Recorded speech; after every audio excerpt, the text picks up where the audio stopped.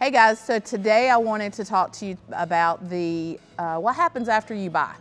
So when you place your order with us, we're going to get it into production. We're going to get you some updates. They're going to be emailed over to you, kind of keep you updated on the status and where your machine's at in the process. Once we get your machine ready to be shipped out and we get a tracking number for you, there's going to be another email that's going to be sent out. That email is going to contain a thank you letter, just really appreciation for your business. But at the bottom of that is going to be an attachment. The attachment is going to have the operator's manual. Now it's a generic operator's manual. It's going to talk about all of the machines. It's going to discuss CFM. It's going to discuss PSI. It's going to discuss abrasives. So make sure you're looking for that at the bottom of your email. When you get that tracking information, again, attached at the bottom should be an operator's manual.